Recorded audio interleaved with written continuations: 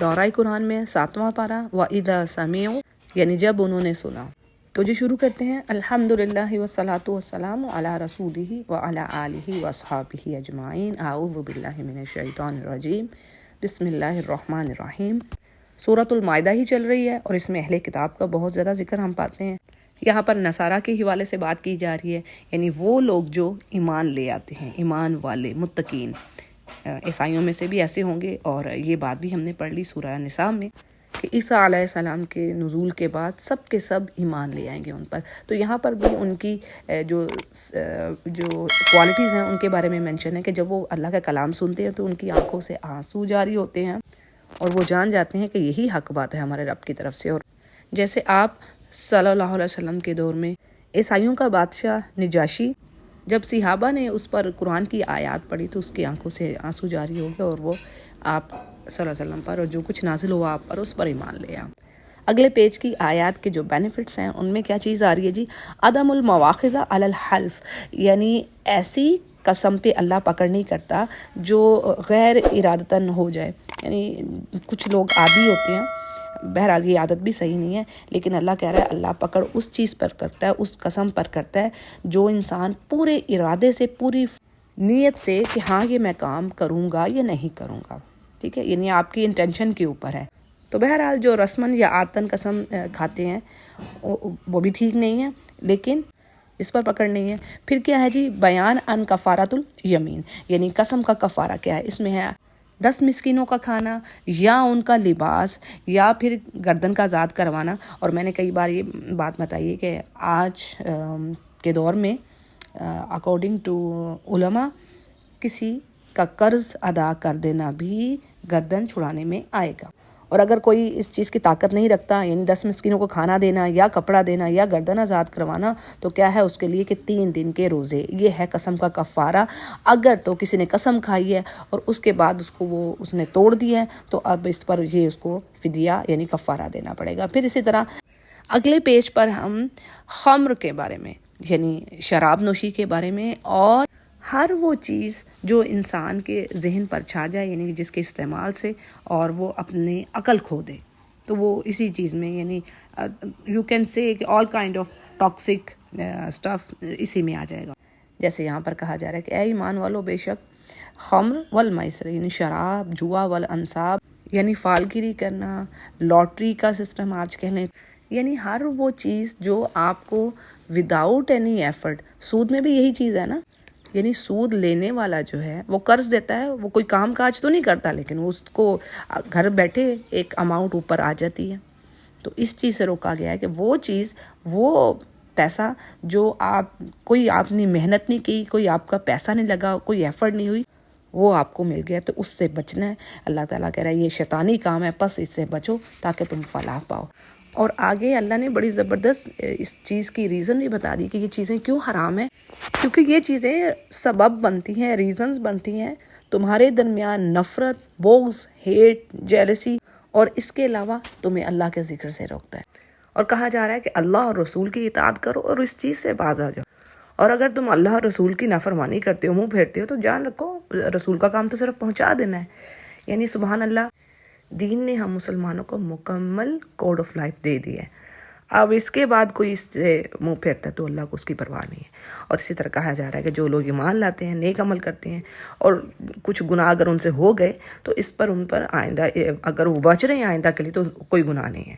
پھر جی اس پیج پر ہم کیا پڑھتے؟ تحریم الصید علی المحرم، یعنی جو احرام کی حالت میں ہے اس کے لیے زمین کا شکار کرنا حرام کر دیا گیا ہے.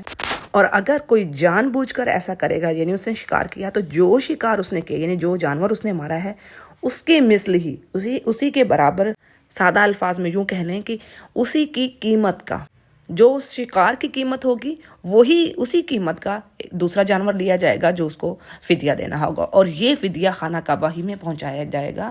اور پھر اسی طرح کوئی اگر اس چیز کی طاقت نہیں رکھتا، یعنی ایک دوسری آپشن کیا ہے اس گناہ کے کفارے میں، مسکینوں کو اس کی قیمت کے لحاظ سے، یعنی جو اس شکار کی قیمت ہے وہی قیمت وہ کھانا کھلانے میں لگائے. اور اگر اس کی بھی طاقت نہیں رکھتا تو پھر اس مسکینوں کی گنتی کے برابر روزے رکھے. اور بڑا اہم لیسن ہمیں ان آیات سے مل رہا ہے. کیا جی؟ من حکمت اللہ فی التحریم ابطالاء عبادہ، وتمحیصہم وفی الکفار، یعنی اس کے پیچھے حکمہ کیا ہے. کوئی پوچھے کہ جی آپ حرام کی حالت میں ہیں تو ایسا کیوں نہیں ہو سکتا، یا ہم وہ چیز کیوں نہیں دین کی کسی بھی کام میں کوئی یہ اگر پوچھ رہا جی ایسا کیوں نہیں ہوتا، کیوں نہیں کھا سکتے ہو، اس سے کیوں روکا گیا.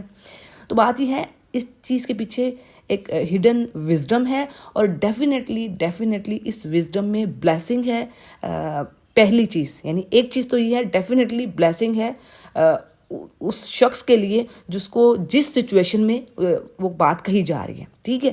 دوسری کیا ہے، اللہ ایک پوائنٹ آپ اور لے لیں کہ اللہ ٹیسٹ کرے ابتلائی بات، یعنی وہ اللہ کی تابع داری میں کس حد تک آگے جاتے ہیں، کس حد تک اللہ سے محبت رکھتے ہیں اور دنیاوی چیزوں کو پیچھے چھوڑتے ہیں. ٹھیک ہے جی، یہاں پر یہ حکمت آ رہی ہے.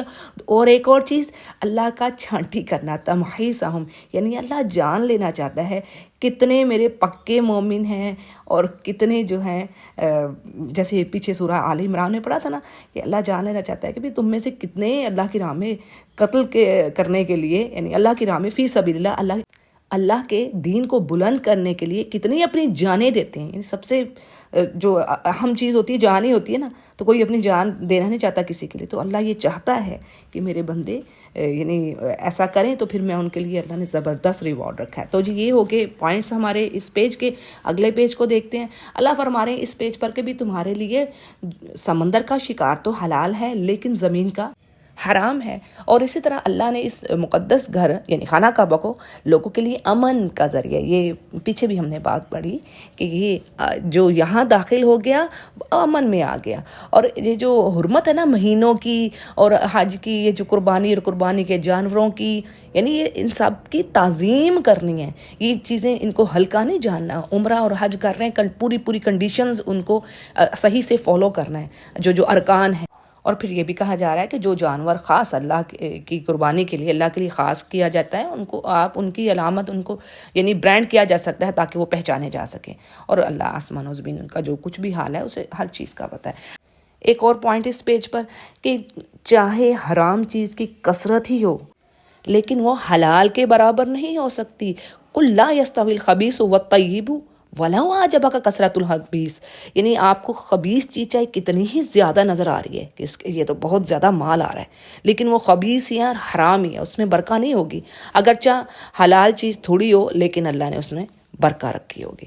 لیکن بات یہ ہے کہ یہ چیزیں ایمان کے اوپر ہیں. پہلے آپ کا ایمان سٹرونگ ہوگا کہ جو میرے رب نے کہہ دیا ہے بس اسی میں میرا بھلا ہے، تو پھر سارے کام آسان ہو جاتے ہیں. یعنی یہ آپ کا پہلے آپ کی بنیادیں بن گئی نا، تو یہ پھر چیزیں ساری اس کے اوپر چلتی ہیں. پھر ایک اور پوائنٹ ملتا ہے، مومنوں سے کہا جا رہا ہے کہ یہ ادب کا طریقہ ہے، انداز ہے کہ بیجا سوالات نہ کیے جائیں رسول سے.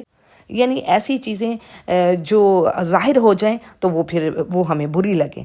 یعنی یہاں صحابہ سے کہا جا رہا ہے. اور پھر کہا جا رہا ہے کہ اگر ان کو ظاہر کر دیا جائے یعنی امپلیمنٹ کر دیا جائے تم پر، تو پھر تو تم برا مانو، پھر تم سے وہ کام ہوگا نہیں. تو بات یہ ہے کہ اس حرکت سے پرہیز کرو، اور اللہ تعالیٰ اوائڈ کرنے والا، فورگیو کرنے والا ہے. اسی طرح اس کے پیچھے بات آتی ہے کہ ایک صحابی نے آپ صلی اللہ علیہ وسلم سے پوچھا کہ حج کیا ہر سال ہوگا؟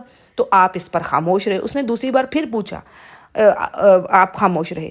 یعنی انہوں نے ایک سے زائد بار پوچھا. تو اس پر آپ صلی اللہ علیہ وسلم نے فرمایا کہ اگر میں اس بات پر ہاں کہہ دیتا تو تم پر ہر سال حج فرض ہو جانا تھا. ٹھیک ہے نا. تو امید ہے آپ کو بات سمجھ آ رہی ہوگی کہ کس طرح کے کوسچنز سے آج بھی ہمیں اسکالر سے یعنی اپنے دین کو سمجھنے کے لیے ضرور کوسچنز کرنے ہیں. یہ بات کو سمجھ لیجیے. ایسا نہیں کہا جا رہا کہ تم دین نہ سمجھو، دین سمجھیے، لیکن ایسے بیجا سوالات جن کی کوئی، اور سم ٹائم آپ کی انٹینشن ہوتی ہے کہ آپ why you are asking, you want to gain knowledge, اور جسٹ آپ کیا کسی آپ کا اور پرپز ہے. ٹھیک ہے. تو سمجھدار کے لیے یہ چیزیں کافی ہیں سمجھنے کو. آخر میں مشرکین کے گناہ پر بات کی جا رہی ہے کہ یہ جو انہوں نے اللہ کے علاوہ الہ مقرر کر رہی ہیں، بحیرہ، صاحبہ اور وسیلہ، یہ سارے نام ہیں ان کے بتوں کے. تو اللہ کہہ رہے ہیں یہ سراسر اللہ پر جھوٹ ہے اور یہ بالکل بھی عقل نہیں رکھتے. اگلے پیج کے پوائنٹس دیکھ لیتے ہیں. ایک چیز بڑی خوبصورت آ رہی ہے، یعنی جب کوئی اللہ کا بندہ اللہ کی اطاعت میں آتا ہے، اپنے آپ کو سرنڈر کرتا ہے اللہ کے آگے اور اچھائی کو پھیلاتا ہے، برائی سے روکتا ہے، اپنے بھی حسب طاقتہ، یعنی یہاں پر کہا جا رہا ہے بھی حسب طاقتہ ہو، جتنی اس کا جو اللہ نے اس کو جتنا سرکل دیا ہے، جتنی اس کی قدرت ہے، یعنی جہاں جہاں اس کا اختیار ہو سکتا ہے وہ اپنی آواز یا اپنی بات پہنچا سکتا ہے۔ مثال کے طور پر ایک فیملی ہے تو اس میں جو مرد ہے اس کا کیا کردار ہے کہ وہ اپنے بچوں اور بیوی کو نیکی کی طرف لائے، اسلام کی تعلیمات دے۔ اسی طرح بیوی کی رسپانسبلٹی ہے کہ اس نے اپنے بچوں کو دیکھنا ہے، ان کو برائی سے روکنا ہے، اچھائی کی طرف لانا ہے۔ پھر اسی طرح ان کے جو اراؤنڈ ہیں، جو ان کے دوست احباب، ریلیٹیوز، ان کو بہترین طریقے سے اللہ کی بات پہنچانی۔ کہیں آپ دیکھ رہے ہیں برائی ہو رہی ہے، اللہ کی معصیت کے کام یعنی لوگ ڈس اوبیڈینس میں ہیں، تو اس کو بہترین طریقے سے اس چیز کو روکیے، یعنی اللہ کے ساتھ لوگوں کو جوڑیے، بحث و مباحثہ نہیں، یعنی اور اکیلے میں نصیحت کرنی چاہیے۔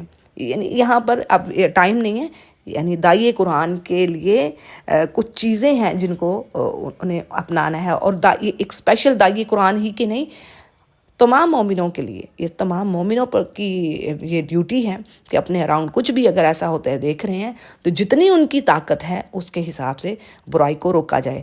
جیسے آپ صلی اللہ علیہ وسلم کی حدیث ہے کہ تم میں تباہی آ جائے گی، یعنی زوال شروع ہو جائے گا جب تم لوگوں کو برائی سے روکنا چھوڑ دو گے اور اچھائی کو نہیں پھیلاؤ گے۔ اور اسی طرح کہا گیا ہے کہ برائی کو سب سے پہلے اپنے ہاتھ سے روکو، ہاتھ سے نہیں روک سکتے زبان سے روکو، زبان سے نہیں روک سکتے تو دل میں، ایٹ لیسٹ دل میں آپ اس کو برا جانیے۔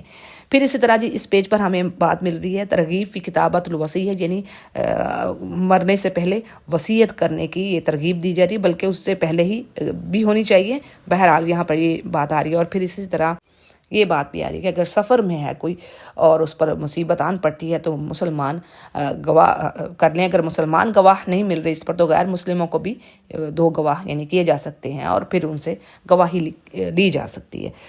اگلے پیج کی آیات کو دیکھتے ہیں، ان کے بینیفٹس کیا ہیں۔ اثبات جمع اللہ لخلق یوم القیامہ، یعنی اللہ سبحانہ تعالیٰ کا قیامت کے دن اپنے پیغمبروں کو جمع کرنا اور ان سے پوچھنا کہ کیا تم نے اپنی امتوں کو میرا پیغام دیا۔ اور تفسیر میں یہ بھی بات آتی ہے کہ رسول آگے سے جواب دیں گے کہ یا رب تو ہی غیب کا جاننے والا ہے، اور بے شک انہوں نے اپنی امتوں کو پیغام دے دیا، یہی ہم اپنے قرآن کریم میں پاتے ہیں۔ اور پھر اس دن بھی کیا ہوگا کہ ان کی امتیں جھوٹ بولیں گی، اور پھر ایک تو رسول کریم صلی اللہ علیہ وسلم کو گواہ بنا کر لایا جائے گا، اور دوسرا اس امت محمدیہ میں سے بھی لوگوں کو گواہی کے لیے کھڑا کیا جائے گا۔ اور کتنی آنر کی بات ہے، یعنی وہ گواہ ہوں گے ان پر کہ ہاں بھی تمہارے پاس رسول آئے تھے، تو وہ پوچھیں گے کہ یہ بات تمہیں کیسے معلوم، تم تو ہمارے بعد آئے تھے۔ تو ہم کہیں گے کہ یہ قرآن کریم سے ہم نے پڑھا۔ جیسے مختلف صورتوں میں ہم قصے پاتے ہیں، سورہ ہود ہوگی، سورہ شعراء ہوگی، اس میں صالح علیہ السلام، شعیب علیہ السلام، اس طرح اور انبیاء کا ذکر ملتا ہے، کس طرح وہ اپنی قوموں کے پاس گئے، کس طرح انہوں نے جھٹلایا، اور پھر اس دن بھی یہ حال ہوگا اور اس پر پھر آپ صلی اللہ علیہ وسلم گواہی دیں گے۔ یہ ہے جی وضاحت کچھ مختصر۔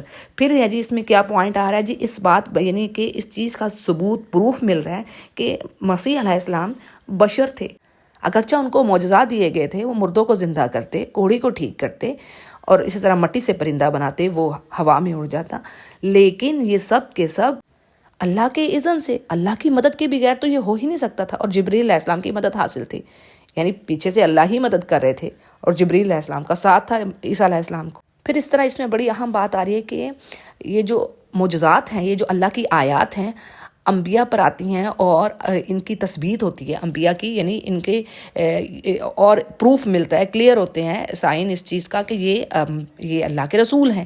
لیکن یہ معجزات ان کی اپنی مرضی سے نہیں آ سکتے، ٹھیک ہے، یعنی بل تأتی بإذن اللہ، یعنی یہ اللہ ہی کی مرضی سے ہو سکتا ہے۔ جیسے حواریوں نے کہا عیسیٰ علیہ السلام سے کہ بھی آپ کا کیا رب ایسا کر سکتا ہے کہ آسمان سے ہم پر ایک دسترخوان اتار دے، کھانے کی ٹیبل؟ تو عیسیٰ نے کہا اللہ سے ڈرو اور ایسے ہی فرمائشیں نہ کرو اگر تم مومن ہو۔ تو اس پر وہ بولے کہ ہم ایسا کھانا یعنی چاہتے کیوں ہیں کہ جی ہمارے دل مطمئن ہو جائیں، یعنی یقین ہو جائے کہ آپ تو واقعی اللہ کے رسول ہیں، یعنی ہم جان لیں کہ جو کچھ آپ نے کہا وہ سچ ہے، اور اس پر ہم گواہ بھی دیں۔ تو اس پر جی عیسیٰ علیہ السلام دعا کرتے ہیں اللہ سے، اور پھر اس پر اللہ فرماتے ہیں کہ ٹھیک ہے، یعنی میں نازل کروں گا، اگر اس کے نازل کرنے کے بعد ان میں سے کوئی ایمان نہ لایا تو پھر اس کو میں ایسا عذاب دوں گا کہ دنیا میں کسی کو نہ دیا ہو۔ یہ وضاحت ہے۔ اور اس کے حوالے سے یہ بات آتی ہے روایات میں کہ جی کچھ کہتے ہیں کہ جی وہ دسترخوان نازل ہوا، اور بعض کہتے ہیں کہ جب انہوں نے یہ بات سنی تو یعنی دسترخوان کی انہوں نے فرمائش چھوڑ دی. اس طرح کی یہ چیزیں آ رہی ہیں. اگلے پیج پر ہم آ چکے ہیں. ان میں آیات کے بینیفٹس کو دیکھ لیتے ہیں. ایک پوائنٹ آ رہا ہے، یعنی اللہ کا وعدہ ہے ہر اس کافر سے جو اڑا ہوا ہے اپنے کفر پر اور اپنے اناد پر، قیامت کے دن اس پر جو حجت واہ ہوگی واجب. پھر اسی طرح جی بڑی ہی زبردست بات آ رہی ہے.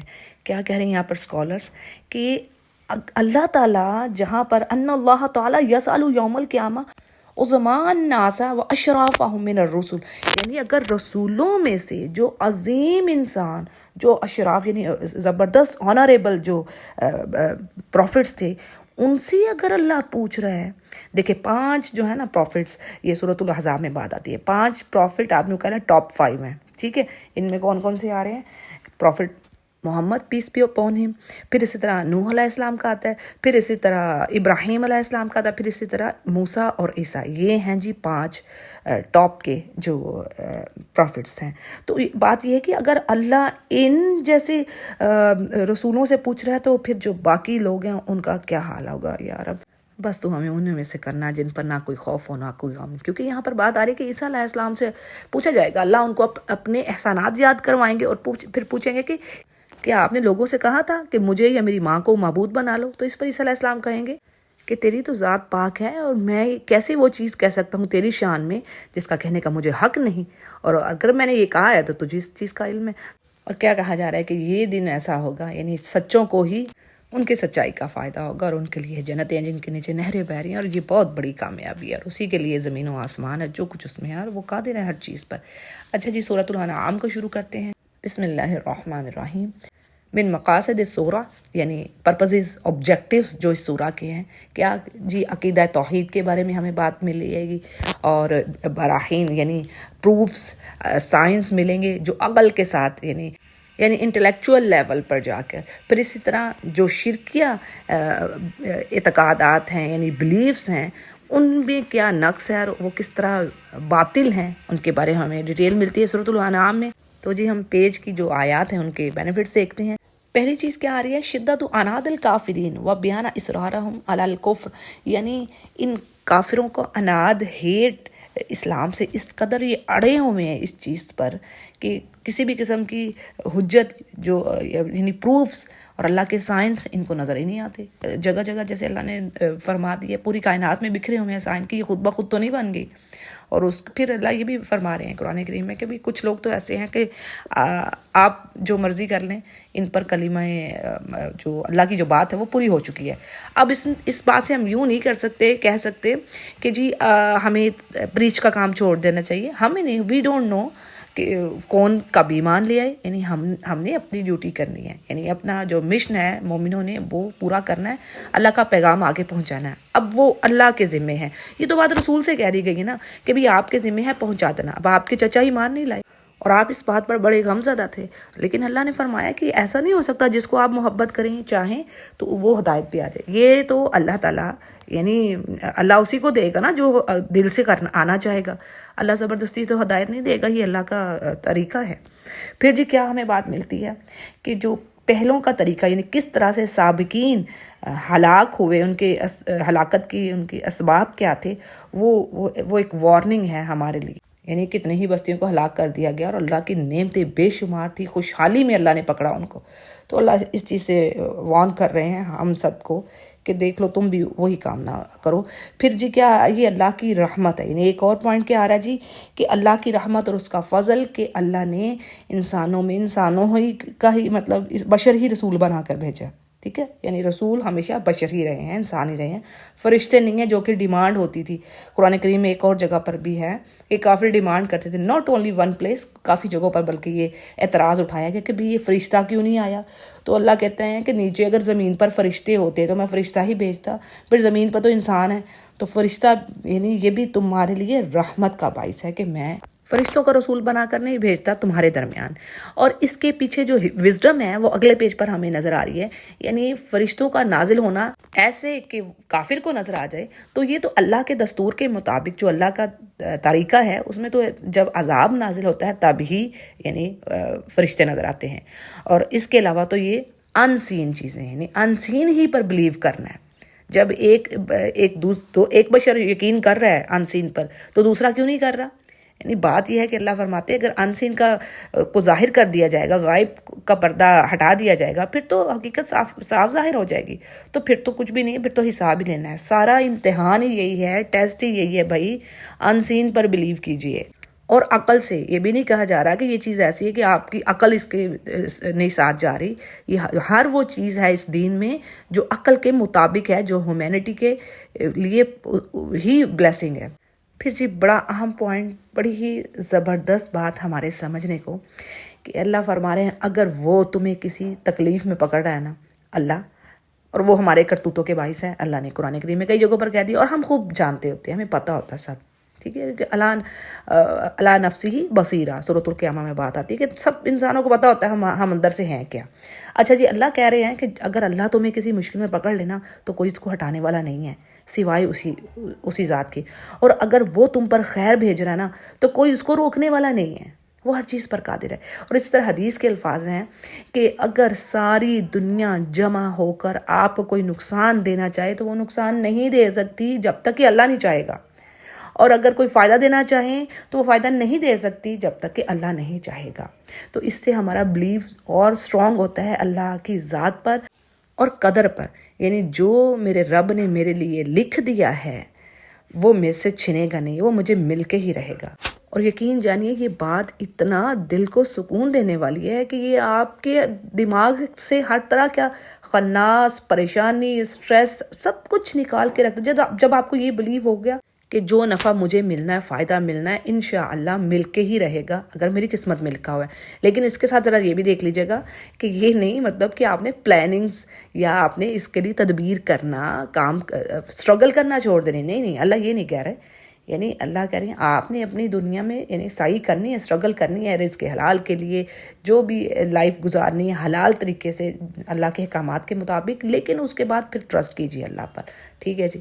اگلے پیج کے پوائنٹس دیکھ لیتے ہیں، یعنی اللہ کا نبی کریم صلی اللہ علیہ وسلم کو بھیجنا قرآن کے ساتھ، اس میں بڑی زبردست حکمہ ہے، یعنی اللہ کا پیغام پہنچانا، لوگوں کو تعلیمات دینا، لوگوں کو پاک کرنا، اور سب سے عظیم بات کہ لوگوں کو توحید کی طرف بلا رہے ہیں۔ یعنی دین اسلام نیا دین نہیں ہے، یہ وہی چیز ہے، اللہ نے جیسے کہہ دیا کان الناس امۃ واحدہ، ایک ہی دین پر تھے، توحید پر ہی سب نبیوں نے آگے توحید کا ہی حکم دیا ہے، لیکن پھر لوگوں نے چینجز کی ہیں۔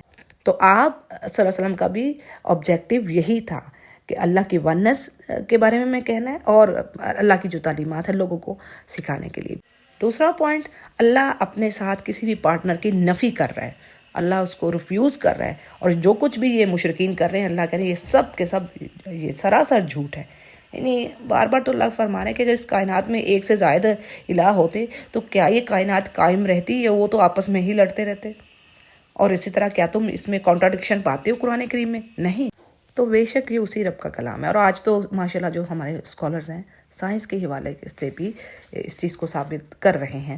پھر اسی طرح جی یہود و نصارہ کا ذکر ہے کہ خوب جانتے ہوئے اس بات کو کہ آپ صلی اللہ علیہ وسلم تشریف لائیں گے، آپ کا حلیہ مبارک، ہر چیز ان پر واضح تھی، لیکن اس کے باوجود وہ کفر پر جمے رہے۔ اگلے پیج کو دیکھتے ہیں۔ ایک پوائنٹ تو جی ہے لیس کل من یسمع القرآن ینتفع بہ، یعنی ایسا ہرگز نہیں ہے کہ کوئی بھی قرآن کو سن لے اور ایمان لے آئے، تو ایسا ہرگز نہیں ہے، یعنی یہ اللہ ہی کو معلوم ہے کہ کون اس پر یقین کرے گا۔ اور بات وہی ہے کہ ختم القلب، یعنی کچھ لوگوں کے دلوں کو اللہ نے سیلڈ اپ کر دی، ان کے دلوں پر مہر جمی ہوئی ہے، اور ان کے اگرچہ اللہ نے کان، آنکھیں اور دل دیے ہیں لیکن وہ ان سے کام نہیں لے رہے، یعنی جو اندر کی بصیرت ہے، اندر ان سائڈ جو آپ کی جو لائٹ ہے وہ ان کے پاس نہیں ہے، تو چاہے وہ سن بھی لیں گے تو ان کو اس پر وہ یقین نہیں کر رہے۔ اور کیا ہے کہ کچھ لوگ ایسے ہیں نہ خود سنتے ہیں اور دوسروں کو بھی اس سے منع کرتے ہیں، تو اللہ فرمانا ہے کہ ایسی حرکتوں سے یہودی اپنے آپ کو تباہ کر رہے ہیں اور یہ شعور ہی نہیں رکھتے۔ پھر جی کیا پوائنٹ ہے کہ اس دن کا منظر جب مشرکین اور جو لوگ جھٹلاتے رہے اس قرآن کریم کو، یعنی جب آگ پر کھڑے ہوں گے تو کہیں گے کہ اے کاش ہم دنیا میں واپس اب بھیج دیے جائیں، اور پھر تو ہم اللہ کی نشانیوں کو نہیں جھٹلاتے، پھر تو ایمان والے ہو کے ہی آئیں گے۔ اور یہ بات بھی قرآن کریم میں کئی جگہوں پر آئی، اور اللہ ساتھ ہی فرماتے ہیں کہ یہ یعنی اگر ان کو دوبارہ بھی بھیج دیا جائے نا تو یہ وہی کام کر کے آئیں گے، اللہ خوب جانتا ہے۔ پھر جی نبی کریم صلی اللہ علیہ وسلم کو تسلی دی جا رہی ہے کہ اگر آپ کو جھٹلایا جا رہا ہے تو آپ سے پہلے بھی رسولوں کو جھٹلایا گیا، انہیں تکالیف دی گئی، پریشانیاں دی گئی انہیں، یہاں تک کہ اللہ کی مدد آئی۔ تو بات یہ ہے کہ اللہ کی جو سنتیں ہیں، وہ اللہ کے جو کلمات ہیں، جو طریقہ کار ہے، وہ نہیں بدلتا. یعنی آزمائشیں تو زندگی کا حصہ ہیں، اور پھر انبیاء پر عام انسان سے زیادہ آتی ہیں. جتنا جس کا ایمان کا لیول ہے، اس کو اتنا ہی زیادہ اس پر ٹرائلز آتے ہیں، اس کو ٹیسٹ کیا جاتا ہے. اور اسی طرح آپ صلی اللہ علیہ وسلم کا کہنا ہے کہ مجھے جتنا تمام انبیاء کو اللہ نے آزمایا تکالیف کے ساتھ، مجھے ان سب کے برابر، یعنی ان سب سے زیادہ مجھے آئیں. تو یہ اللہ کی ایک سنت ہے. اللہ ان کے مزید درجات بلند کرنا چاہتا ہے. یعنی یہ اللہ ہی کو پتہ ہے اس کی حکمت. عام لوگوں کے لیے تو اللہ تعالیٰ نے کہہ دیا، یعنی جو عام لوگ ہیں، جو گنہگار ہیں، انبیاء تو معصوم ہوتے ہیں نا، تو عام لوگ جو ہم جیسے گناہوں سے میں لتھڑے ہوئے، ان کے لیے تو یہی کہ اگر ہم پر پریشانیاں آ رہی ہیں، آزمائشیں آ رہی ہیں، تو یقیناً یہ ہمیں پاک کر دینے والی ہیں. اور اسی طرح یہ بھی بات ہے کہ اللہ تعالیٰ درجات بھی بلند کرتا ہے. یہ حدیث ہے اوتھینٹک کہ کسی مومن بندے کی جان پر، اس کے مال پر، اس کی اولاد پر تکالیف آتی ہیں، پریشانیاں آتی ہیں، وہ اس پر صبر کرتا ہے، وہ الحمدللہ کہتا ہے. یہاں تک کہ وہ مر گیا، اللہ کے سامنے کھڑا ہوا تو اس کے پاس کوئی گناہ نہیں رہا، وہ پاک ہو چکا ہے. اور پھر اسی طرح یہ بھی ہے کہ کوئی بیماری کا آنا، پریشانی کا آنا درجوں کی بلندی کا باعث ہے. یعنی کچھ لوگ ایسے ہوتے ہیں کہ اللہ نے ان کے لیے کوئی درجہ مختص کر دیا ہوتا ہے، سلیکٹ کر دیا ہوتا ہے، لیکن وہ اپنے ڈیڈ سے اس تک پہنچ نہیں پا رہے ہوتے، تو اللہ پھر ان کو پرابلمز میں ڈالتا ہے تاکہ وہ اس درجے کو لے لیں. تو سبحان اللہ، اللہ کی یہ حکمت ہمیں سمجھ آئے اور ہمیں بس اللہ تعالیٰ ہر حال میں شکر گزار بنائے. مومن کا کام ہی یہی ہے، ان آل کائنڈز آف سچویشن الحمدللہ ہی بولنی ہے. اچھا جی، اگلے پیج کو ہم دیکھ لیتے ہیں. پہلی چیز کیا آ رہی ہے بینیفٹس میں؟ تشبیہ الکفار بالموتى، یعنی کافروں کو مردے کے مانند کہا جا رہا ہے. دیکھیں ذرا، اور ایک 30ویں پارے میں ہم پڑھتے ہیں نا کہ سب سے بدترین مخلوق وہی ہے جو کافر ہیں، مشرکین ہیں، اور کفر ہی پر ان کا خاتمہ ہوا، یعنی انہیں ایمان نصیب نہیں ہوا. ان کے لیے سورۃ البینہ میں کیا بات آتی ہے؟ اولئک ھم شر البریہ، یعنی زمین پر جتنی بھی مخلوق ہے نا، وہ سب سے بدترین مخلوق ہیں. اور اسی طرح جو عمل صالح کرنے والے ہیں، ایمان والے ہیں، اولئک ھم خیر البریہ، سب سے بہترین مخلوق ہے. تو کتنی بڑی بات اللہ نے یہ کہہ دی ہے. تو یہاں پر یہی کہا جا رہا ہے کہ یہ ایسے ہی ہیں جیسے مردہ ہیں. پھر اسی طرح اللہ کی حکمت، یعنی ابتلا میں، ٹربلز میں، ڈیفیکلٹیز میں جو ٹیسٹ آ رہے ہیں انسانوں کو، اس میں اللہ کی حکمت ہے. پیچھے اس کی میں نے ڈیٹیل دی ہے. اسی طرح یہاں پر یہ بھی بات آ رہی ہے کہ مخالفین پر جو اللہ کی طرف سے بلا نازل ہوتی ہے، کوئی مشکلات آتی ہیں، تو وہ اس کے لیے، یعنی مشرکین پر بھی آتی ہیں جو کافر ہیں، اس لیے کہ اللہ چاہتا ہے کہ رجوع کریں اللہ کی طرف، پلٹیں ہی اللہ کی طرف، کوئی چیز ہی ان کو اللہ کی طرف لے آئے، یہ سیدھے ہو جائے. اسی طرح یہ بھی چیز ہے قرآن کریم میں کہ جب آل فرعون پر مشکلات آتی تو وہ کہتے کہ موسیٰ آپ دعا کیجئے ہمارے لیے، اگر یہ بلا ہٹ گئی ہم سے تو ہم ایمان لیں گے. تو ہوتا کیا، جب بلا ہٹ جاتی، مشکل دور ہوتی، پھر اسی طرح ہو جاتے. پھر بڑا اہم پوائنٹ ہے جی ایک اور، وجود النعم والاموال بأیدی اہل الضلال لا يدل علی محبت اللہ، یعنی کافروں کے پاس نعمتوں کا ہونا، اموال یعنی دنیا کی خوشحالی، مال و دولت کا ہونا، اور اسی طرح گمراہوں کے پاس، گنہگاروں کے پاس جو جھوٹے ہیں، یعنی آج مسلمانوں کو سوسائٹی میں بھی دیکھ لیں، حرام کھانے والے، ربا کھانے والے، رشوت خوری کرنے والے، یہ بڑے پراسپر ہیں، ان کے پاس سب کچھ ہے. تو ایسا نہیں ہے کہ ان کو اللہ نے یہ جو دے رکھا ہے وہ اللہ ان سے راضی ہے. ٹھیک ہے، یعنی مشرکوں کی بھی بات ہوگی، اور دوسری بات ہی میں نے کر دی کہ اللہ یہ کہہ رہے ہیں کہ یہ چیز اس بات کی گارنٹی نہیں ہے کہ اللہ محبت اللہ لہم، اللہ کی بڑی محبت ہے ان کے ساتھ، اللہ تعالیٰ اس لیے ان کو دے رہا ہے. بلکہ بات تو یہ، اللہ نے یہ کئی جگہوں پر بات کہہ دی ہے کہ یہ تو سب ان کے لیے ایک ٹیسٹ ہے، اور اللہ ان کو کھینچ رہا ہے گناہوں کی طرف. کر لو جتنے گناہ کرنے، ایک ہی بار میں نے پکڑ کرنی ہے. اور پھر اسی طرح بڑی زبردست بات آتی ہے کہ اللہ نے فرمایا کہ اگر مجھے یہ خدشہ نہ ہوتا کہ ساری کی ساری امت ایک ہی جگہ پر چلی جائے گی، تو میں ان کافروں کے لیے جو ان کے گھر ہیں نا، ان کی چھتیں، سیڑھیاں گھروں کی، یعنی کہنے کا مقصد یہ ہے کہ ان سب کو اتنی دولت دے دیتا کہ یہ اندازہ نہ کرتے. یہ اس چیز کی میرے نزدیک کوئی ویلیو ہی نہیں ہے. ٹھیک ہے نا، اللہ نے کہا نا ایک مچھر کے پر کے برابر بھی نہیں ہے دنیا کی ویلیو اللہ کے نزدیک. لیکن یعنی اللہ تعالیٰ کہتے ہیں میں سب کچھ دے دیتا، لیکن مجھے یہ خدشہ تھا کہ کہیں پھر ایسا نہ ہو کہ سارے سب کے سبھی اس طرف مائل ہو جائیں کہ بھی آج بھی جیسے ہیں اکثر لوگ کوشچن کرتے ہیں کہ جی آج ہم ایمان والے تو ہیں لیکن ہمارے حال کیسے ہیں. تو بات یہ ہے کہ ہمیں ہمارے جو اعمال ہیں وہ بھی ہمیں دیکھنے ہیں. اور یہ کوئی گارنٹی نہیں کہ جن کو مال مل رہا ہے، بلکہ جو حرام کھا رہا ہے اس کی پکڑ نہیں ہو رہی، یہ تو تباہی ہے اس کے لیے، بے حد تباہی. اگلے پیج کو دیکھتے ہیں جی. پیج کے پہلے حصے میں مشرکین کا ایک جرم بتایا جا رہا ہے. یعنی عبداللہ بن عباس رضی اللہ عنہ سے روایت ہے کہ یہود کے جو جاہل علماء تھے وہ عرب کو نبی کریم صلی اللہ علیہ وسلم پر اعتراض کرنے کے لیے نا گھڑ گھڑ کر سوالات سناتے، یعنی ان پر اعتراض کرتے تاکہ عام لوگ جو تھے، یعنی عوام کے دلوں میں، پبلک جو ہے ان کے دلوں میں ڈاؤٹس ڈال دیں، شبہات ڈال دیں اور ان کو اسلام سے دور کرنے. تو یہ ان کا ایک حربہ تھا. اور کہتے کیا جی کہ یہ کیا معاملہ ہے، جس کو اللہ مارتا ہے وہ تو حرام ہے اور جس کو ہم ماریں گے وہی حلال ہوگا. تو یہ نہیں، یہ مختلف طرح کے آرگیو. تو اللہ اس پر کہتے ہیں کہ کیا تم اس چیز پر غور نہیں کرتے؟ اگر اللہ تمہاری سننے کی جو سینس ہے، دیکھنے کی سینس ہے، یہ سب لے جائے اور تمہارے دلوں کو سیلڈ اپ کر دے، مہر لگا دے. یعنی اس سے مراد یہ ہے کہ سوچنے سمجھنے کی طاقت ہی اللہ چھین لے، یعنی ان کو سمجھ ہی نہ آئے کہ یہ چیز ہے کیا. اور یہ اس وقت ہوتا ہے جب انسان کفر پر اصرار کیا جاتا ہے، یعنی اسی پر ڈٹا رہتا ہے. پھر جی اس میں ایک اہم پوائنٹ کیا ہے کہ انبیاء جو ہیں وہ بشر ہیں، انسان ہیں، ان کے اندر رب والی خصوصیات نہیں ہیں. یعنی ان کو تو اللہ نے مشن دے کر بھیجا ہے کہ میرا میسج آگے پہنچانا ہے.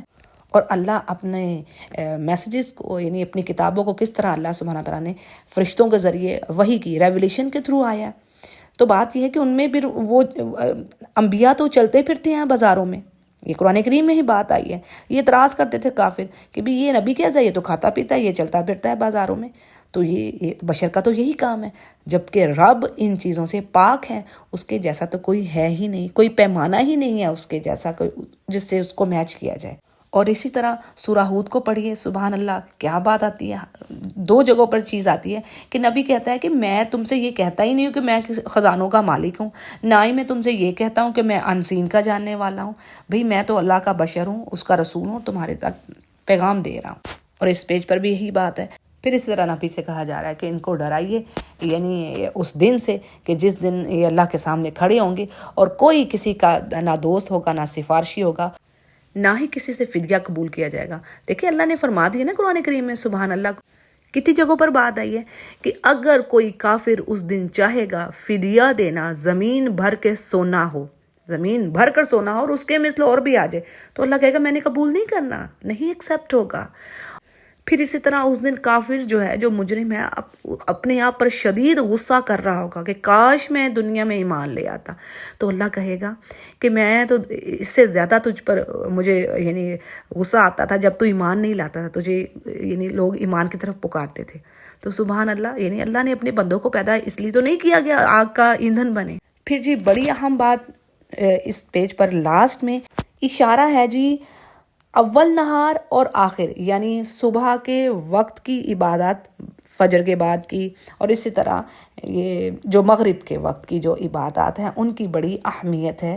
اور نبی سے کہا جا رہا ہے کہ جو لوگ صبح شام اپنے رب کو پکارتے ہیں اور اس کا پلیئر چاہ رہے ہیں، تو اے نبی آپ ان کو اپنے پاس سے دور نہ کریں. یہ ہر نبی کو کہا گیا. یہ نوح علیہ السلام کی بات آتی ہے سورہ ہود میں. اور بات یہ ہے کہ اللہ فرماتا ہے ان کی ذمہ داری کا کوئی حصہ آپ پر نہیں، اور نہ ہی آپ کی ذمہ داری کا کوئی حصہ ان پر ہے. اور اگر آپ ان کو اپنے سے دور کرتے ہیں تو یہ ظلم کی بات ہوگی. اسی طرح اس پیج پر ایک پوائنٹ یہ بھی ہم پاتے ہیں کہ مشرکین عرب جو تھے وہ یہ کہتے تھے کہ اگر اللہ چاہتا تو ہم شرک ہی نہ کرتے، نہ حلال کو ہم حرام ٹھہراتے. تو یہ اس سے بس یہ بات پتہ چلتی ہے کہ یہ جو ہمارے کام ہے نا، جو بھی افعال کر رہے ہیں، یہ اللہ کی مرضی کے مطابق ہو رہے ہیں، اس کو وہ چاہتا ہے کہ ایسا ہی ہو. تو بات یہ ہے کہ اللہ فرماتے ہیں کہ اللہ نے، یعنی یہ اللہ کی حکمت ہے، یہ اس کا اذن ہے کہ انسانوں کو زبردستی وہ ہدایت کی طرف نہیں کھینچ رہا. یعنی اس نے جن و انس کو، ان 2 مخلوقات کو، 2 جو کریشنز ہیں جن اور انس، ان کو آزادی دے دی ہے، فری ول دے دی ہے، باقی کسی کو نہیں دی. باقی پوری کی پوری یونیورس دین اسلام پر چل رہی ہے، اللہ کے سرنڈر ہے. وہ اللہ کی مرضی کے بغیر، جیسے قرآن کریم میں آگے نا، ایک پتا نہیں گر سکتا، یعنی اس کی جرت نہیں ہے اس پتے کی. دوسری طرف یوں بات سمجھیے کہ اس کی جرت نہیں ہے پتے کی کہ وہ نیچے گر جائے جب تک وہ اس سے اجازت نہ لے. ٹھیک ہے، یہ ہے آسان طریقے سے سمجھنے کی بات. اللہ نے کہہ دیا نا ایک پتا نہیں گرتا میری مرضی کے بغیر. اور کوئی چیز اس دنیا میں گھٹتی اور بڑھتی نہیں ہے. لیکن یہ کہ اللہ کو پتہ ہے، اس کو علم ہے۔ تو بات یہ ہے کہ اللہ نے تمہیں چوائس دے دی ہے بھائی، یہ ایک راستہ ہے سیدھا اور یہ ایک راستہ ہے رانگ، اب تم دیکھ لو کون سا راستہ اختیار کرنا ہے۔ اچھا، بڑی سمپل سی بات ہے، یہ سینس نہیں بنتی۔ اب اسی زمین پر کچھ لوگ تو اس چیز پر بلیو کر رہے ہیں، تو ان کی کیا عقل اللہ نے ان کو، الحمدللہ وہ زیادہ اللہ نے کہہ بھی دیا ان کو زیادہ عقل ہے، تو بنائے تو ان کو بھی انسان ہی ہے نا، تو تم کیوں ایسا کر رہے ہو؟ تو بات یہ ہے کہ اللہ نے چوائس دی ہے، زبردستی کام نہیں کسی پر، جس طرف کوئی جانا چاہے۔ اگلے پیج کو دیکھتے جی، اللہ فرما رہا ہے یعنی اسی طرح میں نے بعض لوگوں کو بعض کے لیے یعنی ایک دوسرے کے لیے آزمائش بنایا۔ اگر عام فہم ہم اگزامپل میں دیکھیں نا تو آپ یوں سمجھیے، مجھے یاد ہے ہماری مدیرہ نے ہمیں سمجھایا کہ آپ دیکھیں، اب آپ نے اراؤنڈ کچھ خواتین کو دیکھتی ہیں کہ وہ حجاب نہیں کیے ہوتی، ٹھیک ہے نا، اور اگر کوئی 2-3 حجاب کیے ہوئے ہیں اور 10 خواتین وداؤٹ حجاب ہیں تو یہ چیز ایک فتنے کا باعث بالکل بن سکتی ہے کچھ ان خواتین کے لیے جو یعنی جن کا فیتھ کہہ لیں کہ تھوڑا ویک ہو، یا اگر ایون اسٹرانگ ایمان والے بھی ہیں، ان کے لیے بھی یہ چیز ایک ٹیسٹ کا باعث ہو سکتی ہے کہ جی ہم نے تو اپنے کیونکہ عورت کے لیے اپنے آپ کو کور کر لینا، اپنی خوبصورتی کو چھپانا، اللہ کی خاطر جو اللہ نے کہا ہے اس کام کو کرنا، یہ بہت بڑی قربانی ہوتی ہے، چھوٹی بات نہیں ہوتی۔ کیوں؟ کیونکہ آپ دیکھیں اللہ انسانوں کو اسی چیز میں ٹیسٹ کرتا ہے جو چیز بڑی آپ کو فیورٹ ہوتی ہے، اور قرآن میں اللہ یہ سمجھا رہے ہیں کہ بھئی یہ جو عورتیں ہیں نا، یہ تو بڑی گروتھ ہی ان کی اسی چیز میں ہوتی ہے کہ یہ لو کرتی ہیں جولری سے، اور لو کرتی ہیں اپنے آپ کو بیوٹیفائی کرنے میں، یہ اللہ کہہ رہا ہے، قرآن کی آیت ہے، ٹھیک ہے۔ تو بات یہ کہ جنت ایسے نہیں مل جانی، اللہ نے اس چیز میں آپ کو ٹیسٹ کرنا ہے جو چیز آپ کی بڑی فیورٹ ہے، آپ اس کی محبت میں آپ انڈلج ہو، آپ اس کو چھوڑ نہیں سکتے، یعنی مشکل ترین کام ہے آپ کے لیے، تو بس اسی کام میں آپ کا ٹیسٹ ہے۔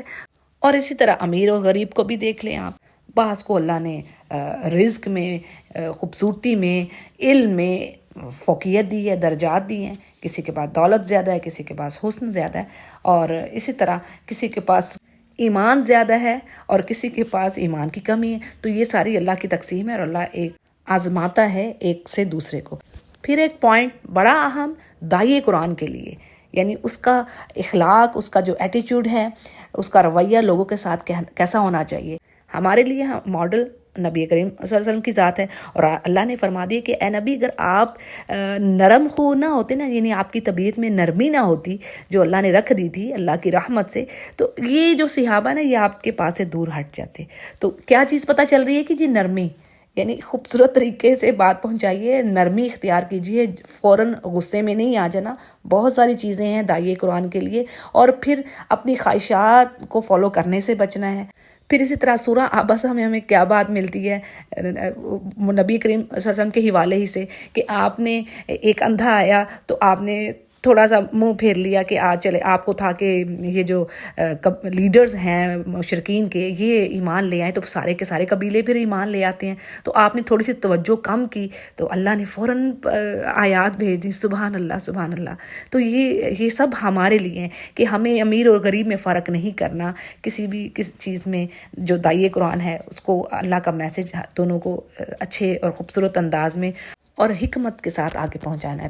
پھر جی آخر میں اللہ کی بادشاہت، اس کا علم غیب، جیسے میں نے پیچھے بتا دیا کہ اللہ نے فرمایا کہ یہ جو غیب کی چابیاں وہ تو میرے پاس ہیں اور کوئی نہیں جانتا سوائے میرے، اور وہی جانتا ہے جو کچھ زمین میں ہے، بر اور بحر میں، یعنی لینڈ اور سی پر جو کچھ ہے ان کے اندر اللہ خوب جانتا ہے، اور کوئی پتہ گر ہی نہیں سکتا درخت سے کہ مگر اللہ کو پتہ ہے۔ پھر اسی طرح زمین کے جو ڈارکنس ہے، جو ڈیپتھس ہے، اس میں دانہ کیسے جا رہا ہے، کس طرح نکلے گا، یہ سب اللہ کو خوب پتہ ہے، اور ہر چیز اللہ نے کہا کتاب میں لکھی ہوئی ہے۔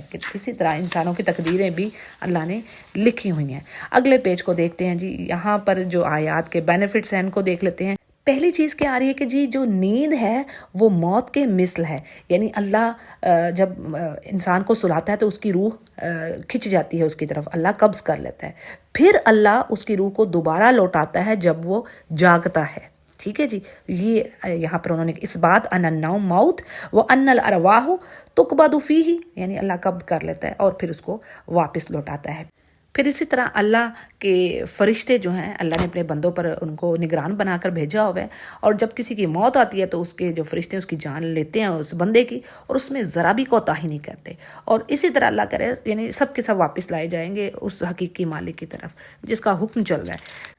پھر کہا جا رہا ہے انسانوں کو، کہا تو پیغمبر سے جا رہا ہے لیکن سب کے لیے میسج ہے بھی، کہ یہ جو زمین اور سمندر کی جو تاریکیاں ہیں، ڈارکنس ہیں، تو ان میں جب کوئی گر جاتا ہے، یعنی جب کوئی سمندر میں گر گیا، طوفان آ گیا، یا زمین میں کوئی دھس گیا، تو کون ہے وہاں پر نجات دینے والا؟ اور جب انسان گڑ گڑا کر اور چپکے بھی دعائیں مانگ رہا ہوتا ہے تو کون ہے ان کی دعائیں سننے والا؟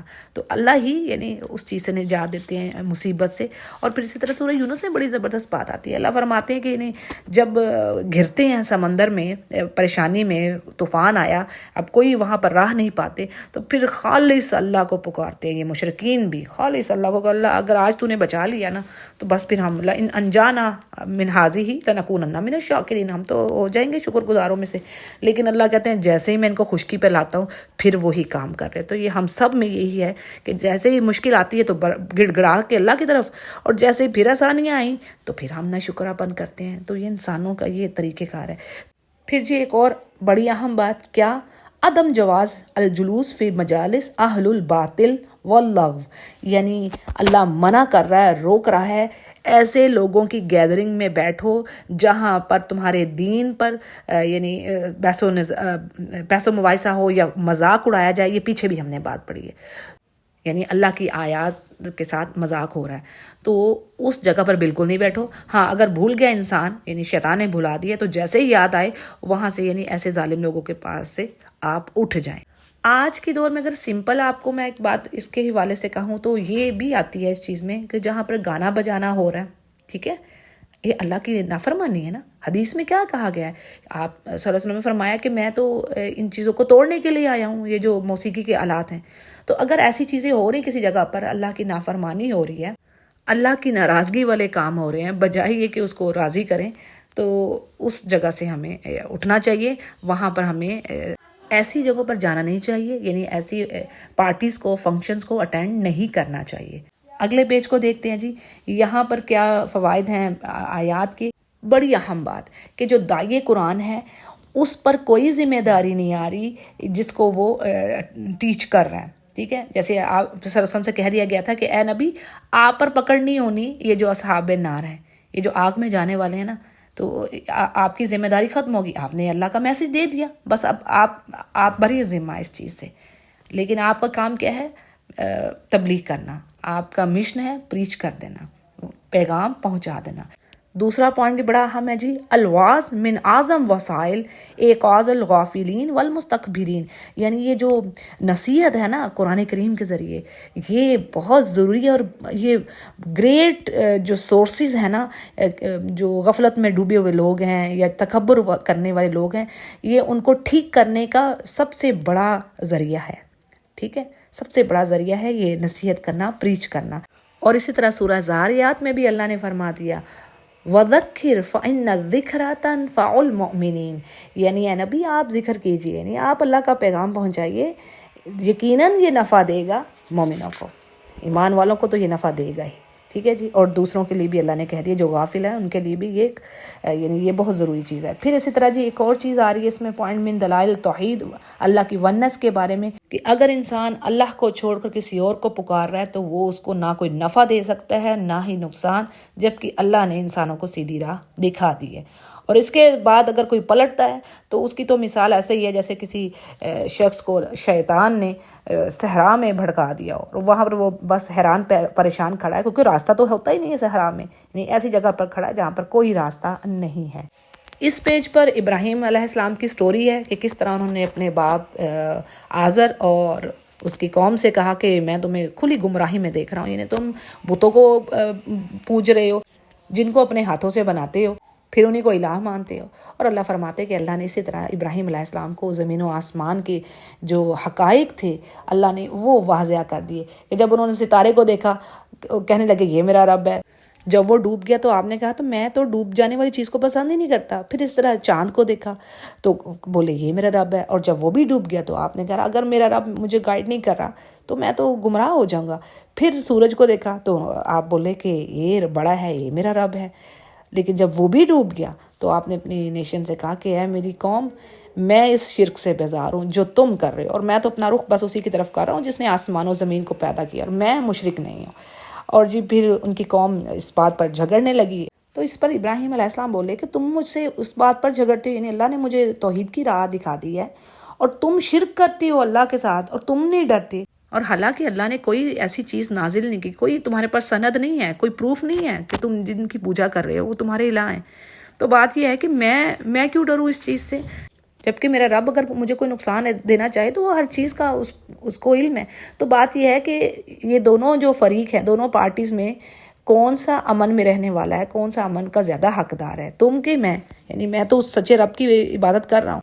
اور ان میں ہمارے لیے کیا بات آ رہی ہے، بڑی زبردست چیز، کہ جو مومن ہے اس کے لیے امن ہے خاصہ، یعنی خاص طور پر فی الآخرہ، یعنی آخرت میں تو وہ اس کے لیے امن ہی امن ہے اگر وہ سچا مومن ہے. اور ایک اور چیز کہ جس نے اپنے ایمان میں ظلم کو مکس نہیں کیا، یعنی شرک نہیں کیا. دیکھیں اللہ نے قرآن کریم میں کئی جگہوں پر بات کہہ دی ہے نا کہ دیکھو شرک کر کے نہ آنا، باقی کچھ اور گناہ کر لو گے جو بھی تو وہ میرا معاملہ ہے، وہ میں کسی کے لیے بخشوں، کیا کروں، کس طرح سلسلہ ہے، لیکن دیکھو شرک نہ کر کے آنا. اور آج ہم مسلمان شرک خفی میں مبتلا ہیں. خفی مطلب چھپا ہوا شرک، ہمیں پتہ ہی نہیں ہے، کیونکہ حدیث کہہ رہی ہے اس کے بارے میں کہ مسلمان بھی اس طرح شرک کریں گے، ان کو پتہ ہی نہیں ہوگا وہ شرک کر رہے ہیں. جیسے مثال دی گئی ہے، کالی سیاہ رات ہو، اس میں کالا پتھر ہو اور کالے پتھر پر کالی چونٹی ہو، تو کیا وہ نظر آئے گی؟ سبحان اللہ، اس مثال کے بعد تو کوئی چیز ہی نہیں رہتی، یعنی وہ نظر تو بالکل نہیں آئے گی. تو اسی طرح ہمیں شرک سے بچنا چاہیے، اور شرک سے بچنے کی دعا ہمیں اپنے اوپر لازمی اس کو فرض کی طرح پڑھنی چاہیے. اگلے پیج میں ذکر مل رہا ہے انبیاء کا اور ابراہیم علیہ السلام کا، کہ کس طرح اللہ نے ان کو، یعنی ان کی قوم پر ان کو بلند فرمایا، ان کے درجات بلند کیے. پھر اللہ نے ابراہیم علیہ السلام کے نسل میں پے در پے ایک کے بعد ایک یعنی انبیاء کو بھیجا، برکت دی. تو یہاں پر پوری ڈیٹیل مل رہی ہے. پھر اسی طرح یہ چیز آ رہی ہے کہ آیات کا آنا، معجزات یعنی کا آنا اللہ کی طرف سے انبیاء پر، تو یعنی یہ اللہ کی قدرت ہے، یہ انبیاء اس پر اختیار نہیں رکھتے. پھر اسی طرح یہ بات کہ انبیاء ایک ہی چیز کی دعوت دے رہے ہیں، وننس کی، یہ بھی بات میں نے پیچھے آپ کو مینشن کر دی. یہاں پر یہی چیز آ رہی ہے. پھر ہے جی الاقتداء بالانبیاء سنہ محمودہ وخاصہ فی اصول توحید، یعنی توحید کے معاملے میں اللہ کی وننس کے، اللہ کے ساتھ شرک نہ کرنا، اللہ کی اطاعت میں، اوبیڈینس میں رہنا، اور سنتوں کو فالو کرنا، انبیاء کی سنتوں کو فالو کرنا، یہ ایک بڑی ہی زبردست چیز ہے، بہترین عمل ہے، اللہ کو راضی کرنے والا عمل. اور نبی سے کہا جا رہا ہے کہ آپ بھی انہی جو پیچھے صحیح سچے پیغمبر گزر چکے ہیں، آپ بھی انہی کی راہ پر چلیے. اور ان کافروں سے کہہ دی کہ میں تو تم سے کوئی اجر نہیں مانگ رہا قرآن کے سنانے پر، یعنی اس نصیحت پر تو میں جہان والوں سے کوئی اجر نہیں مانگ رہا. اور یہ بھی ہر نبی نے بات کی ہے کہ ان کا اجر تو اللہ کے پاس. اگلے پیج پر یہود کی ایک بات، یعنی ان کا ایک اور جرم کہ اللہ فرما رہے ہیں انہوں نے جیسے اللہ کی قدر کرنی تھی ویسے قدر نہ کی. کیا یعنی کہتے تھے کہ اللہ نے کسی بشر پر کوئی چیز نازل ہی نہیں کی. اللہ کہہ رہے ہیں ان سے پوچھو یہ جو تورات آئی تھی موسیٰ علیہ السلام پر، تو وہ کس نے نازل کی تھی؟ وہ بشر پر ہی نازل کی تھی نا، اور وہ روشنی تھی، ہدایت تھی. یعنی جب تک وہ اپنی اصلی حالت میں تھی وہ امام تھی اس وقت کے لوگوں کے لیے جو اس پر ایمان لاتے. اور انہوں نے کیا کیا، یعنی بعض حصے کو چھپاتے اور بعض کو ظاہر کرتے لوگوں کے سامنے. تو یہ ایک ایسا گھٹیا کرائم کر رہے تھے یہ کہ اس پر ایسی پنشمنٹ آ رہی کہ اللہ نے بار بار کہہ دیا کہ جس نے اللہ کی بات کو چھپایا، لوگوں پر ظاہر نہیں کیا، تو اس کے لیے تو ایسے ہے کہ قیامت کے دن اللہ اس کی طرف دیکھے گا بھی نہیں، اس کو پاک بھی نہیں کرے گا، اور دردناک عذاب ہے. تو یہ چھوٹی چیز نہیں ہے. اور پھر اللہ فرمانے کہ تمہیں میں نے وہ کچھ سکھایا تمہارے آبا کو جو تمہیں نہیں پتا تھا. کتنی سورۃ البقرہ میں ہم نے باتیں پڑھ لی کہ اللہ نے ان کو تمام جہان والوں پر فضیلت دی، من و سلوہ عطا کیا، کس طرح نجات دی. پھر اس کے بعد نعمتیں، پانی مانگا پانی مل گیا. یعنی ان سب نعمتوں کے باوجود ان کی حرکتیں اور ان کی ناشکریاں. پھر جو قرآن کریم کے بارے میں اللہ فرما رہے ہیں کہ یہ مبارک کتاب ہے جو ہم نے نازل کی ہے، سچ بتانے والی. پچھلی کتابوں میں جو کچھ ہے اور جو آگے آنے والا اس کے بارے بھی ہم قرآن کریم میں پڑھ رہے ہیں. اور یہ خبردار کر دیجئے ام القریٰ یعنی مکہ اور اس کے اراؤنڈ رہنے والے، یعنی تمام دنیا والے. ٹھیک ہے، ام القریٰ کا مطلب ہوتا ہے بستی کی ماں، اور یہاں ام القریٰ مکہ کے لیے استعمال ہوا ہے. پھر جی کیا بات آ رہی ہے کہ سب سے بڑا ظالم وہ شخص ہے جو اللہ پر جھوٹ بولتا ہے. یعنی وہ کہتا ہے کہ میرے پاس بھی وحی آ رہی ہے جبکہ کوئی وحی اس کے پاس نہیں آ رہی، اور کہے جس طرح انبیاء پر چیزیں نازل ہوئی ہیں مجھ پر بھی نازل ہو رہی ہیں جبکہ ایسا نہیں ہے. تو یہ سب سے بڑا ظالم، سب سے بڑا جھوٹا، یہ کوئی معمولی گناہ نہیں ہے. اسی طرح ہم منہ اٹھا کر نہیں کہہ سکتے. میں اس چیز پہ یہ آیت میں جو میننگ ہے نا، بڑا گہرا میننگ ہے، بڑا وسیع ہے. یہ جو آج کام پکڑا ہوا نا میڈیا نے، ہر کوئی اٹھ کر اسلام کی باتیں پھیلا رہا ہے، کر رہا ہے، اور اس چیز سے غافل ہیں، علم ہی نہیں ہے کہ آیا یہ بات اوتھینٹک ہے یا نہیں ہے، اور دین میں چیزیں ایجاد کر رہے ہیں. اب دیکھیں کلو بدعہ دلالہ، اور ہر دلالت گمراہی کی طرف لے جا رہی ہے، اور گمراہی دوزخ میں لے جانے والی چیز ہے. تو یہ چیز بڑی اہم ہے. ہم یہ اتنی اہم ہے کہ آج لوگوں نے اس کو مذاق بنا لیا ہے، یعنی بزنس بنا لیا ہے. ہر کوئی چینل کھول رہا ہے، اسلامی چینل کھولیں، اس پر یہ کریں وہ کریں. ہمیں خوف ہی نہیں ہے. یہ چھوٹی چیز نہیں ہے، یہ بڑا سینسٹیو معاملہ ہے. اس کو ہم نے ہلکا کیسے جان لیا؟ ہر کوئی اس کام میں لگا ہوا ہے پیسے بنانے کے لیے. منہ اٹھا کے جو مرضی بات کہے جا رہے ہیں، ایسے کر لیں جی، ایسے کریں، حدیث میں ایسے. کچھ پتہ نہیں ہے اوتھینٹک حدیث ہے یا موضوع ہے، ضعیف ہے، کیا ہے، بس جی آگے چیز جا رہی ہے. تو یہ آج کا جو دور ہے نا، یہ تو مجھے بہت ہی خطرناک ٹائم جو ہے نا، خاص کر اب تو بہت زیادہ پریشان کن حالات ہیں، کیونکہ اب اس میڈیا نے زیادہ پریشانی پھیلا دی ہے. تو یہ بات چھوٹی نہیں ہے. جگہ جگہ تو اللہ کہہ رہا ہے یہ تم نے بہت بڑا ظلم کیا جو یہ کام کر رہا ہے. تو اس پر ہم لوگوں کو بڑے کیئرفل ہونا ہے. میں کہتی ہوں میری جیسی بندی، مجھے کچھ نہیں آتا، میں تو زیرو ہوں، ٹوٹے پھوٹے سے عمل ہیں. اس کے باوجود ڈر لگتا ہے یا رب کریم بس تو کرم کرنا، اور کوئی ایسی بات نہ نکلے منہ سے جو اوتھینٹک نہیں ہے، یعنی جو کرنے کی نہیں ہے، کوئی نئی چیز نہ ہو جائے.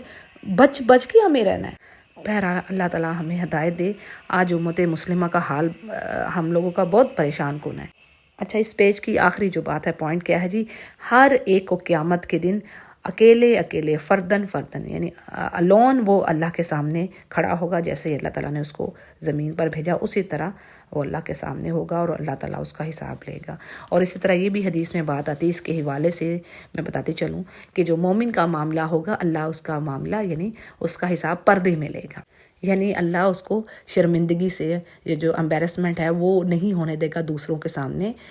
اس کے گناہ ہوں گے گرچہ، لیکن یعنی مومن کا معاملہ اللہ کے ساتھ پردے میں ہوگا، جبکہ کافر کے ساتھ ایسا نہیں ہوگا. آپ امیجن کریں بھرا مجمع ہو اور کسی کو کہہ دیا جائے کہ یہ فیل ہو گیا، کتنی امبیرسمنٹ ہوتی ہے، کتنا تکلیف دہ یہ کام ہوتا ہے. تو اللہ اس دن مومن کے ساتھ ایسا نہیں کرے گا. اس دن تو خاص رحمت ہوگی مومن کے ساتھ.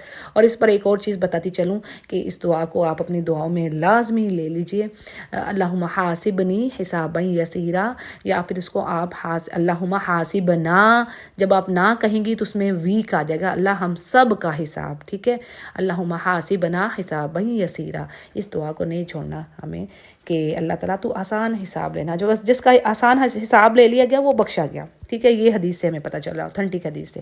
اگلے پیج پر اللہ کی ربوبیت، اس کی بادشاہت، یعنی کس طرح کیسے وہ ساری کائنات کو پال رہا ہے. وہ رب ہے ساری کائنات کا، ان کو رزق دینے والا ہے، اور اس کو خوب پتہ ہے کہاں پر ان کا ٹھکانہ ہے اور کہاں پہ کس وقت میں انہوں نے لوٹنا ہے. اور یہ ہم نے پڑھ لیا نا کہ اللہ کے پاس غائب کی کنجیاں ہیں، مفتاح الغیب، یعنی ان سین کی جو کیز ہیں وہ اللہ کے پاس ہیں. 5 چیزیں آتی ہیں جو سورہ لقمان میں ہم پڑھتے ہیں کہ 5 چیزیں ایسی ہیں جو اللہ کے علاوہ کوئی نہیں جان سکتا. باقی تو ہر چیز ہی ان سین تو کوئی بھی نہیں جان سکتا، لیکن خاص کر 5 چیزوں کی بات مینشن ہے وہاں پر. وہ یہ کہ کوئی جان نہیں جانتی کل کو وہ کیا کمائے گی، یعنی وہ نیکی کرے گی یا برائی کرے گی، یہ اللہ کو پتہ ہے. پھر اس طرح کوئی نہیں جانتا کل کہ بارش کس وقت میں ہوگی، کیا کب ہوگی، یہ اللہ کو پتہ ہے. پھر اسی طرح ماں کے پیٹ میں کیا ہے، یعنی پیدا ہونے والا بچہ نیک ہوگا، بدبخت ہوگا، جنتی ہوگا، جہنمی ہوگا، کتنی اس کی عمر ہوگی، کتنا اس نے رزق آنا ہے، کس جگہ پر اس کو موت آنی ہے، یہ سب اللہ کو معلوم ہے، اور اللہ تختی لکھ کر ڈال دیتے ہیں اس کے گلے میں، یعنی فرشتے ڈال دیتے ہیں جب 40 دن گزرتے ہیں. ٹھیک ہے. تو اس سے سیکس مراد نہیں ہے، یعنی بچے کا کہ وہ لڑکا ہوگا یا لڑکی، یعنی یہ اللہ کو پتہ ہے کہ اس نے، یہ تو نہیں کوئی بتا سکتا، یہ کیا پتا کسی کافر کے گھر میں کوئی پیدا ہوا تو بعد میں وہ ایمان والا ہو جائے. ٹھیک ہے. یہ چیزیں ہیں. اور اسی طرح کس عرض پر انسانوں کو موت آنی ہے یہ بھی کسی کو نہیں پتا.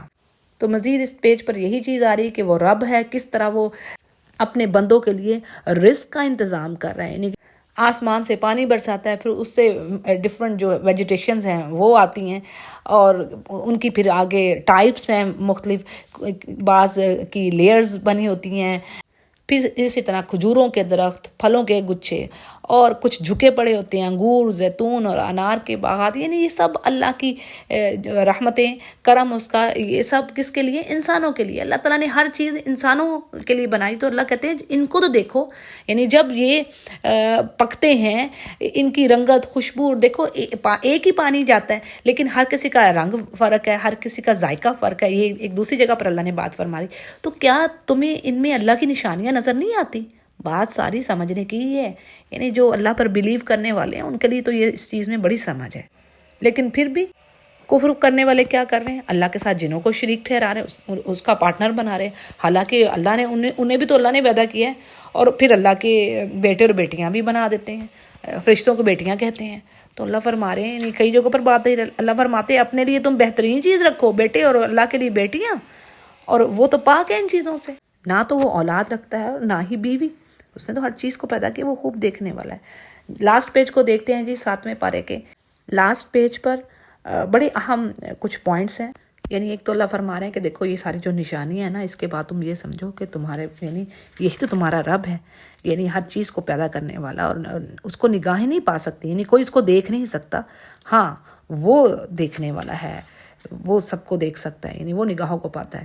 پھر اسی طرح کہا جا رہا ہے کہ تمہارے پاس یہ دلیلوں کے ساتھ یہ نور آیا، یہ کتاب نور ہے، اس کو عقل سے سمجھو، اور پھر جب یقین کرو تو پھر اندھا دھند بلیو کرو اس پر. اور رسول سے کہا جا رہا ہے، یعنی میسج ہم سب کے لیے، کہ آپ اسی چیز کو فالو کیجئے جو آپ کے رب کی طرف سے آپ کے پاس آ گئی ہے، اور بس ان سے، یعنی ان مشرکوں سے تو منہ پھیریے. یعنی یہ میسج اس طرح یوں سمجھیے کہ آپ رسالت کا پیغام پہنچا رہے تھے، آپ اللہ کا میسج دے رہے تھے اپنے دور کے تمام کافروں کو، لیکن اس کے باوجود بھی کہ وہ نشانیاں بھی دیکھ رہے تھے، معجزے بھی دیکھ رہے تھے، وہ یقین نہیں کر رہے تھے.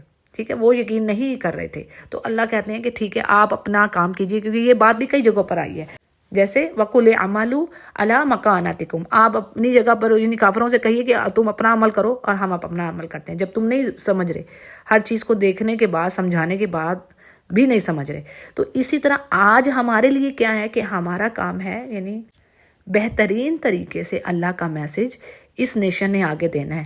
یہ ہے ہی خیر امہ اسی لیے کہ اس کو یہی مشن دے دیا گیا. اب نبی تو کوئی نہیں آنا نا، آخری نبی تو آپ سرسلم تھے، جو عیسیٰ علیہ السلام آئیں گے وہ آپ کی شریعت کو ہی فالو کریں گے. تو یہ اس امت نے یہ میسج دینا ہے. تو اس امت کو میسج دے دیا گیا کہ تمہارا کام ہے، تم بھی پریچ کر دو.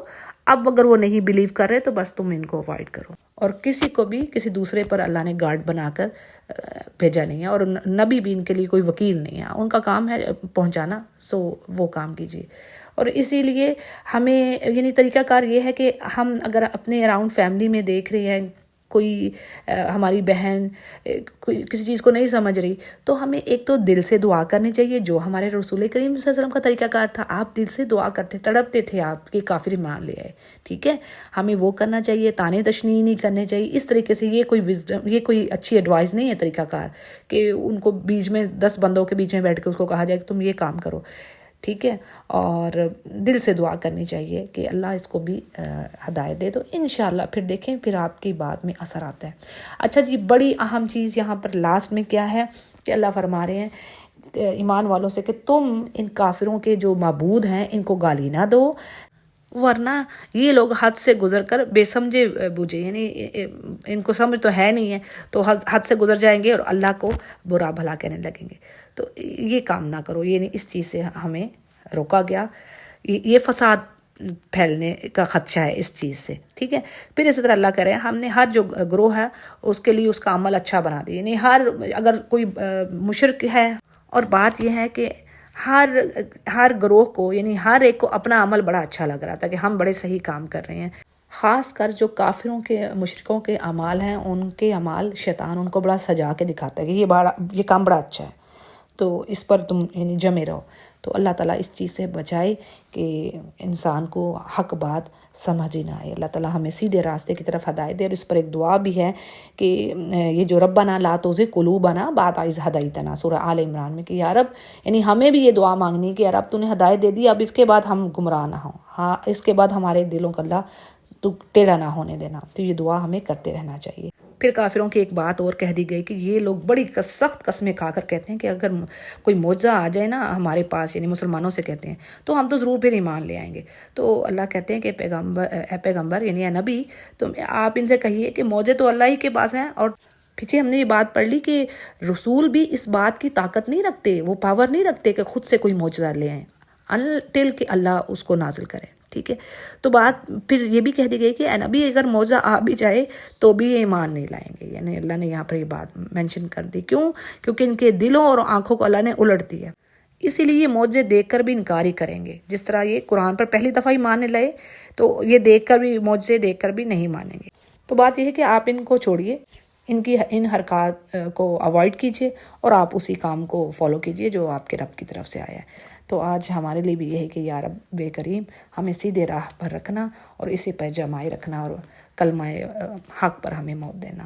آمین یا رب. وآخر دعوانا الحمد للہ رب العالمین.